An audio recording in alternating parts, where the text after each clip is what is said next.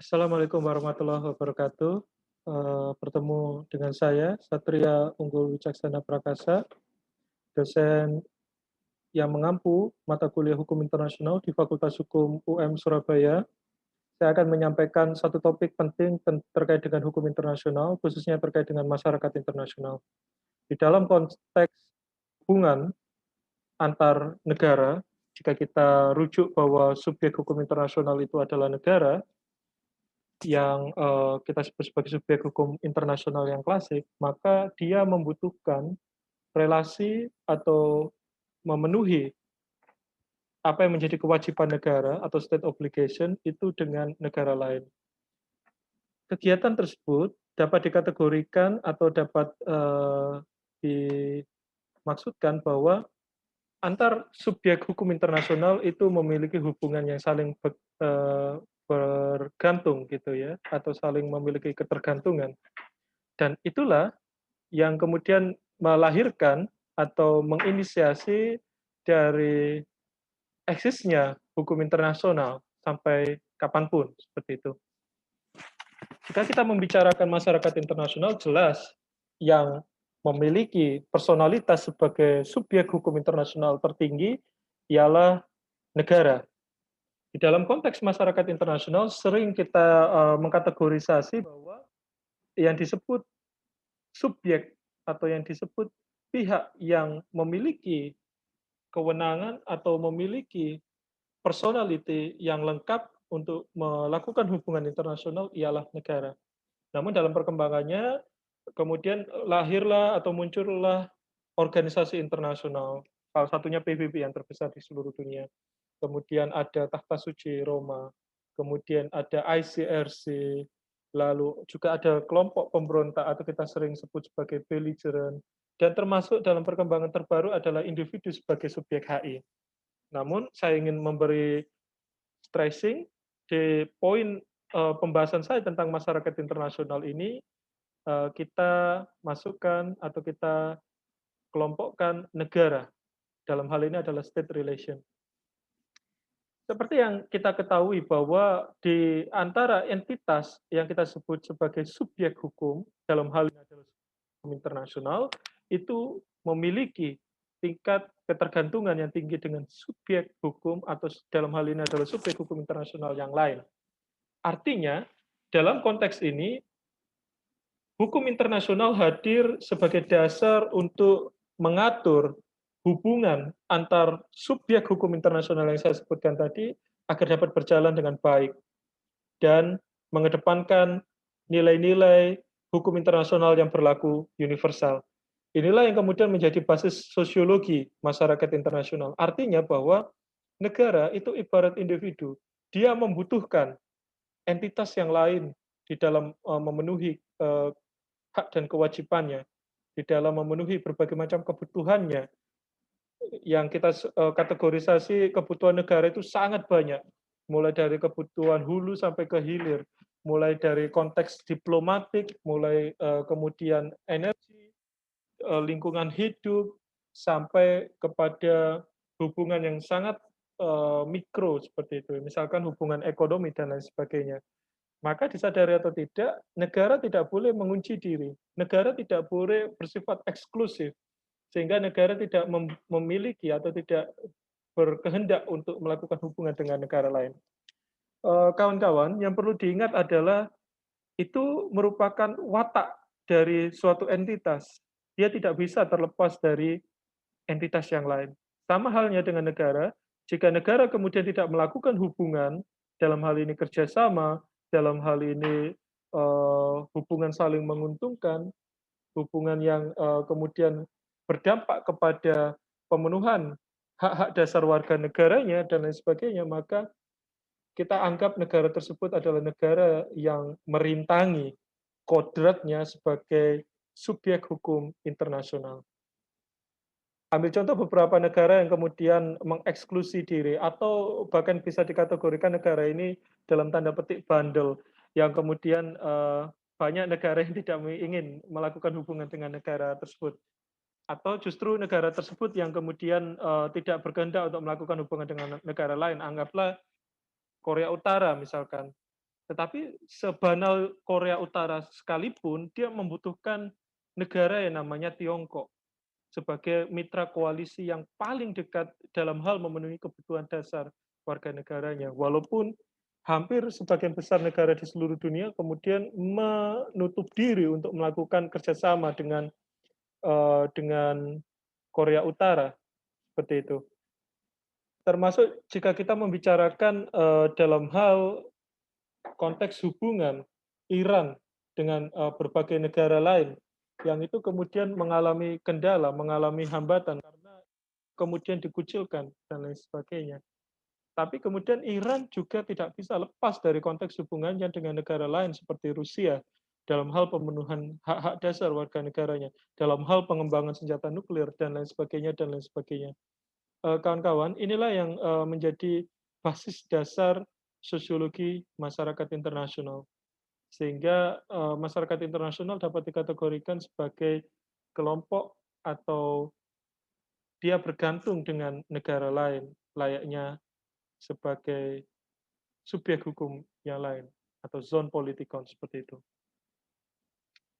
Artinya, hukum internasional ini hadir dalam rangka untuk menjadi aturan bersama, akan menjadi rule-based system kehidupan bersama umat manusia, di mana negara memiliki tanggung jawab atau obligation untuk melindungi hak-hak warga negaranya dan juga mematuhi atau memenuhi prinsip-prinsip dasar universal dari hukum internasional itu sendiri, yaitu seperti yang tertera di dalam piagam PBB adalah to maintain of international peace and security, atau untuk menjaga atau untuk merawat perdamaian dan keamanan internasional. Sehingga hukum internasional hadir dalam rangka itu. Tidak ada maksud lain dari hadirnya hukum internasional selain daripada untuk mengatur negara-negara di seluruh dunia agar menahan diri dalam rangka menciptakan konfrontasi, dalam rangka menciptakan perang, dan dalam rangka mengganggu perdamaian internasional. Hadirnya PBB sekalipun, dia adalah bagian dari kesepakatan internasional untuk menjaga perdamaian dan keamanan internasional itu sendiri. Sehingga walaupun PBB tahu, walaupun semua negara di seluruh dunia tahu sejauh mana kekuatan alutsista dari masing-masing negara, sejauh mana pengembangan reaktor nuklir dari masing-masing negara, tetapi ya negara tidak diminta untuk dilarang perang. Tidak ada satu kalimat sekalipun di dalam piagam PBB atau perjanjian internasional turunan yang kemudian melarang sekalipun dilaksanakannya perang. Bukan. Bahasanya adalah negara-negara di seluruh dunia wajib menahan diri. All state member shall refrain to use of weapons and violation of international peace and security. Kurang lebih bahasanya seperti itu di dalam piagam PBB. Semua negara anggota PBB yang kalau bisa diartikan adalah seluruh negara anggota PBB wajib menahan diri. Shall be, shall, refrain. Shall itu di dalam konteks bahasa Inggrisnya adalah wajib, mutlak. Kalau di dalam hukum Islam fardu ain seperti itu ya. Untuk menahan dalam rangka menciptakan konfrontasi, menciptakan perang dan lain sebagainya. Walaupun kita tahu, walaupun PBB tahu bahwa di negara-negara di seluruh dunia ini memiliki alutsista yang seberapa canggih dan seberapa kuat seperti itu. Sehingga perdamaian internasional yang dicita-citakan saat berdirinya PBB itu betul-betul dapat terwujud. Faktor-faktor yang faktor-faktor yang melatar belakangi munculnya masyarakat internasional. Yang pertama adalah faktor material objektif, yaitu pasti adanya sejumlah negara. Sehingga hukum internasional hadir dalam rangka untuk memanage, dalam rangka untuk menjaga bagaimana eksistensi dari negara-negara itu kemudian tidak melakukan overlapping. Overlapping apa, Pak? Ya overlapping kedaulatan bisa, kemudian overlapping situasi, persoalan dalam negeri, ya, atau tidak hanya overlapping ya, tetapi itu juga intervensi terhadap situasi persoalan dalam negeri dan lain sebagainya dan lain sebagainya. Itu adalah prinsip dasar yang dibangun oleh hukum internasional. Walaupun kemudian ada hal-hal yang dikategorikan melanggar nilai-nilai kemanusiaan universal, negara tetap memiliki kewajiban untuk menyelesaikan persoalan dalam negerinya sendiri. Itu adalah prinsip dasar yang diatur oleh PBB, yang kita sebut sebagai exhaustion of local remedies, atau menyelesaikan persoalan di dalam negerinya itu merupakan tanggung jawab dari masing-masing negara berdaulat. Yang kedua, adanya hubungan yang tetap dan terus-menerus. Hubungan internasional itu tidak bisa selesai 1 hari, 2 hari. Dia adalah hubungan yang terus kontinu.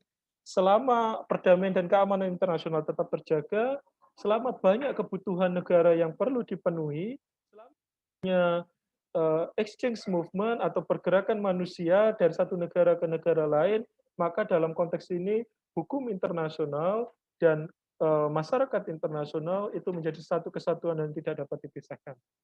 Selanjutnya adanya kepentingan bersama untuk berhubungan. Negara kita mempunyai, misalkan di dalam konteks perdagangan internasional, negara kita mempunyai komoditas yang sangat unggul, misalkan di dalam sektor agraria atau pertanian, maka tidak mungkin kemudian kita hanya mensuplai kebutuhan dalam negeri. Pasti kita punya keinginan untuk melakukan ekspor. Lah, di sisi lain kita juga membutuhkan bahan-bahan pakan yang lain. Misalkan ya, ini saya ambil contoh seperti itu. Bahan pakan yang lain yang kita sendiri di negara kita tidak mampu memproduksinya, sehingga kita diwajibkan impor dari negara lain. Nah, hubungan ekspor dan impor itu adalah bagaimana hadirnya hukum internasional untuk mengakomodir kepentingan bersama di dalam hal atau di dalam rangka memenuhi hak dan kewajiban untuk perlindungan warga negara itu sendiri.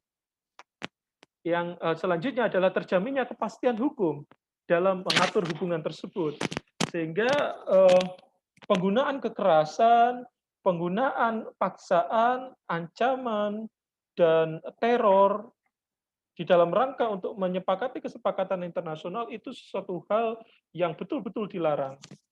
Misalkan penggunaan senjata, the use of the weapons, itu suatu hal yang dilarang untuk memaksa suatu negara untuk menyepakati kesepakatan internasional. Maka dari itu, hubungan antar masyarakat internasional, hubungan antar entitas itu berjalan equal atau berjalan sejajar di dalam rangka negara-negara ini sadar bahwa mereka sama-sama negara yang merdeka. Ketika kita sebut dia sebagai suatu negara yang merdeka, maka di sana ada kedaulatan inilah yang kemudian menjadi satu barang yang sangat berharga di dalam rangka memenuhi hak dan kewajiban dalam konteks hubungan internasional itu sendiri. Sehingga terciptanya kepastian hukum. Maka dari itu ada prinsip-prinsip yang kemudian diatur di dalam hukum internasional, misalkan prinsip Pacta Sunt Servanda. Prinsip Pacta Sunt Servanda yang sudah saya jelaskan di pertemuan yang lalu, itu memang peninggalan hukum Romawi. Tetapi sampai hari ini kemudian prinsip tersebut menciptakan kepastian, di mana prinsip Pacta Sunt Servanda, perjanjian internasional tersebut mengikat bagi para pihak seperti undang-undangnya di negara sendiri. Sehingga ketika suatu negara menteken atau membuat suatu pernyataan atau sikap di dalam konteks hubungan internasional, maka negara tersebut dianggap terikat, consent to be bound. Jika saya meminjam bahasa yang digunakan di dalam Konvensi Wina 1999 tentang pembuatan perjanjian internasional. Ketika suatu negara consent to be bound atau terikat melalui penandatanganan suatu perjanjian internasional, maka di sanalah kemudian muncul kepastian hukum. Dalam hal ini, hubungan internasional yang diciptakan kemudian berlangsung secara equal atau berlangsung secara sejajar. Itulah yang kemudian menjadi kunci di dalam rangka penegakan hukum internasional bagi masyarakat internasional itu sendiri. Kemudian faktor material dan subjektif masyarakat internasional, jadi ada kondisi yang berbeda dari setiap negara yang kemudian melahirkan dinamika dalam hal hubungan internasional. Model pendekatan yang dilakukan Indonesia misalkan di dalam konteks hubungan internasional dengan Amerika itu sangat jauh berbeda ketika kita membicarakan negara seperti Tiongkok atau negara seperti Iran atau seperti Korea Utara. ada model-model pendekatan yang kemudian tidak sama. Bisa jadi itu kemudian menyebabkan adanya polarisasi di dalam konteks hubungan internasional. Polarisasi ini bermakna bahwa negara kecenderungannya lebih berdekatan dengan negara lain yang memiliki preferensi atau visi internasional yang sama. Misalkan ketika kita membicarakan konflik Israel dan Palestina, Indonesia sangat eee, condong ke poros atau ke sikap politik internasional yang lebih mendukung bagaimana perjuangan Palestina melalui organisasi negara-negara Islam atau yang kita kenal sebagai OKI, ketimbang kemudian melakukan hubungan internasional dengan negara koalisi Israel gitu ya. Misalkan seperti itu. Ini yang kemudian menciptakan polarisasi-polarisasi yang diletakkan berdasarkan pertimbangan visi, berdasarkan pandangan hukum internasional. Sehingga tidak semua kemudian negara dapat secara leluasa melakukan hubungan internasional, tidak secara leluasa seperti itu. Faktor subjektif di sini tetap ada. Sehingga misalkan sampai saat ini kenapa Indonesia tidak membuat hubungan diplomatik dengan Israel ya, karena kita punya sikap politik internasional yang jelas. Itu masih satu contoh dan banyak contoh-contoh yang lain yang kemudian, membuat kita sadar bahwa ada juga faktor subjektif di dalam konteks hubungan internasional itu sendiri. Yang kedua adalah perlunya berhubungan untuk mengetahui kebutuhan negaranya. Inilah yang, perlu juga diperhatikan bahwa kepentingan atau interest dari suatu negara di dalam konteks hubungan internasional itu sangat bergantung kepada kepentingan dari negara masing-masing. Kenapa? Karena dia memiliki kedaulatan. Faktor inilah yang kemudian menyebabkan negara cenderung memilih-milih atau cherry picking terhadap kesepakatan-kesepakatan internasional. Jika dianggap itu merugikan kepentingan negaranya, maka negara tidak menandatanganinya. Jika kemudian negara dianggap sangat berkepentingan terhadap eh, hubungan internasional tersebut, maka negara sangat proaktif untuk memenuhinya. Ambil contoh jika kita membicarakan tentang Indonesia, misalkan di dalam Konvensi Wina 1961 tentang pengungsi, sampai saat ini kemudian Indonesia belum meratifikasi atau menandatangani konvensi tersebut. Ini jauh berbeda ketika kita membicarakan Indonesia di dalam ruang lingkup UN Clause 1982 atau Konvensi Hukum Laut. Indonesia bahkan hanya butuh waktu 3 tahun. Di tahun 1985 Indonesia seketika bisa langsung meratifikasi dan bahkan membuat undang-undang turunannya karena Indonesia punya kepentingan untuk menjaga laut di negaranya. Ini adalah suatu paradigma atau pandangan yang sangat subjektif dari suatu negara. Sama itu tidak dalam rangka melakukan konfrontasi atau tidak dalam rangka untuk mengganggu perdamaian dan keamanan internasional, maka menurut saya secara pribadi itu suatu hal yang sah-sah saja. Kenapa? Karena kemewahan suatu negara itu adalah kedaulatannya. Kedaulatan bermakna bahwa dia bisa atau negara berhak kemudian untuk menentukan skala prioritas mana yang menjadi kepentingan dari suatu negara dan mana yang bukan, seperti itu. Lalu juga ada asas non material, ada kesamaan asas-asas hukum yang berlaku di seluruh dunia, seperti yang saya sampaikan tadi, Pacta Sunt Servanda. Lalu ada asas bona fides, perjanjian internasional itu harus menguntungkan para pihak, mengakomodir kepentingan para pihak. Lalu kemudian ada asas persamaan di hadapan hukum, equality before the law. Itu juga menjadi prinsip dasar di dalam konteks hukum internasional. Serta asas non intervensi yang saya maksud tadi adalah terkait dengan negara itu dilarang turut campur di dalam konteks mempengaruhi persoalan dalam negerinya. Ekstrim walaupun itu berkaitan dengan masalah krisis kemanusiaan. Nah, disitulah kemudian ada eh, entitas PBB yang melakukan investigasi independen dan lain sebagainya. Seperti itu. Sovereignty, kedaulatan. Kedaulatan ini adalah sesuatu yang saya sebut tadi dan secara konsisten saya jelaskan bahwa sovereignty itu adalah kekayaan terbesar dari suatu negara. Makna kedaulatan itu berarti adalah kekuasaan tertinggi. Otoritas negara diberikan kewenangan untuk mengatur rakyatnya secara internal dan melakukan hubungan internasional secara eksternal. Ini yang menunjukkan bahwa negara yang memiliki kedaulatan itu kemudian memiliki juga kewajiban untuk mendukung atau untuk memenuhi jadi tanggung jawabnya di dalam konteks hukum internasional itu sendiri. Kedaulatan juga bermakna kekuasaan itu mutlak dan tidak dapat terbagi-bagi. Artinya apa? Artinya negara tidak kemudian dapat diintervensi oleh entitas apapun, termasuk hukum internasional, termasuk PBB dan lain sebagainya dan lain sebagainya. Nah, inilah yang kemudian perlu kita pahami bahwa kekuasaan itu mutlak dan tidak dapat terbagi-bagi. Artinya itu kekuasaan yang solid di dalam negaranya. Walaupun hal tersebut di dalam perkembangannya dan prakteknya itu mengalami tantangan-tantangan serius. Misalkan jika kita membicarakan eksistensi Dewan Keamanan PBB, yang itu dapat melakukan humanitarian intervention berdasarkan pasal 55 Piagam PBB. Nah, batasan-batasan itu yang kemudian perlu kiranya ada pengaturan yang kuat gitu ya, ada pengaturan yang robust agar hukum internasional tidak dapat disalahgunakan negara-negara yang memiliki kepentingan, khususnya negara superpower. Yang ketiga, kekuasaan itu tak terbatas, artinya dia dapat mengatur negaranya secara eksklusif tanpa ada intervensi dari negara lain, seperti itu.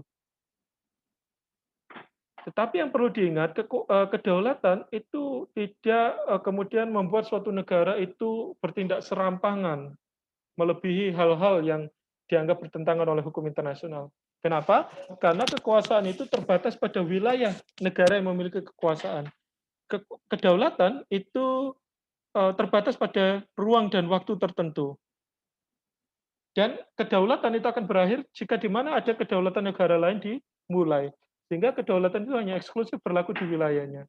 Jika itu suatu negara, batasannya apa? Darat, laut, dan udara. Jika kita membicarakan darat, indikatornya apa? Ada patok-patok yang itu disepakati melalui peta UN, peta yang kita declare ke PBB, yang kita sebut sebagai deposit peta ke PBB. Lalu di dalam konteks laut, pembagian zonasenya berdasarkan UN Clause 1982 dan atau perjanjian-perjanjian bilateral terhadap negara yang ada di perbatasan. Di udara kita akan melihat konteks hukum ruang udara yang kita kenal sebagai Konvensi Chicago 1944 atau di dalam konteks hukum luar angkasa jika kita membicarakan geospatial orbital. Semua itu diatur oleh hukum internasional. Ada kesepakatan-kesepakatan yang menjadi payung di dalam rangka membuat hubungan internasional tersebut dan dapat ditindaklanjuti oleh negara yang berkaitan atau negara yang mempunyai kepentingan terhadap kedaulatan tersebut untuk menyepakati kesepakatan bilateral tertentu dan lain sebagainya. Sehingga kedaulatan itu memiliki batasan. Dia tidak bisa bersifat ekstrateritorial. Itu satu catatan penting. Kedaulatan itu hanya berlaku bagi ruang dan waktu tertentu, tidak bersifat ekstrateritorial, tidak kemudian melakukan obstruction atau gangguan terhadap entitas lain di luar negaranya, dan menghormati entitas lain sebagai kesatuan yang sama-sama memiliki kedaulatan, khususnya negara yang merdeka, seperti itu.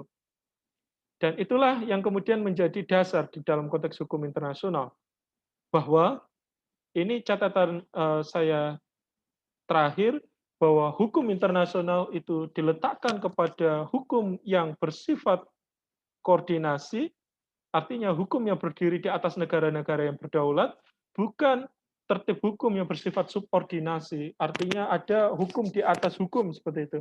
Ada hukum internasional di atas hukum negara-negara berdaulat.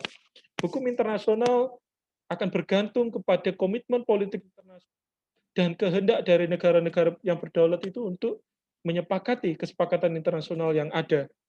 Yang itu tujuannya adalah untuk menjaga perdamaian dan keamanan internasional. Ke depan tentu itu sangat berat, karena ada perubahan peta politik internasional.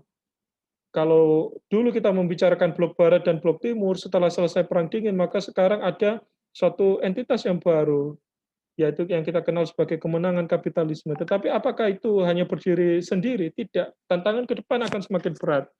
Ada kemudian ideologi radikal yang kemudian distigmatisasi sebagai suatu kelompok yang akan membentuk suatu aliansi negara baru. Walaupun di dalam perkembangannya di dalam praktiknya kita mengetahui negara-negara Timur Tengah tidak berdaya melawan ISIS dan kawan-kawan di satu sisi. Di sisi yang lain mereka juga sama-sama berkoalisi dengan negara adidaya seperti Amerika dengan Arab Saudi, hubungan Emirat Arab dengan Arab Uni Emirat Arab dengan Amerika Serikat atau negara-negara lain dengan negara investor. Itulah yang kemudian menjadikan peta politik internasional itu berkembang sangat dinamis dan sangat kompleks seperti itu. Yang kedua dibarengi juga dengan kemajuan teknologi. Kita perlu mengingat bahwa kedaulatan itu tidak hanya yang bersifat physically, yaitu darat, laut, udara, ada juga bagaimana kedaulatan di dunia digital. Ini satu diskursus yang belum selesai dibahas oleh hukum internasional. Walaupun ada perjanjian Budapest, namun perjanjian Budapest itu hanya mengatur bagi negara-negara anggota Uni Eropa. Bagaimana dengan negara lain di seluruh dunia? Masih belum ada mekanisme yang jelas tentang kedaulatan di dunia digital atau di dunia IT. Yang ketiga adalah struktur masyarakat internasional. Sehingga itulah yang kemudian mempengaruhi perkembangan dari hukum internasional sendiri. Saya rasa itu terkait dengan paparan saya terkait masyarakat internasional. Kita akan membahas lebih lanjut di dalam konteks mana yang didahulukan jika kita membicarakan negara, hukum negara atau hukum nasional dengan hukum internasional. Karena pada saat itulah kemudian berlaku teori-teori hukum internasional. Ada yang disebut asas monisme, dualisme, dan jika kita membicarakan monisme, monisme apakah dia monisme dengan primat hukum nasional ataukah monisme dengan primat hukum internasional. Saya rasa itu kurang lebihnya saya mohon maaf. Terima kasih. Semoga bermanfaat. Wassalamualaikum warahmatullahi wabarakatuh. Terima kasih.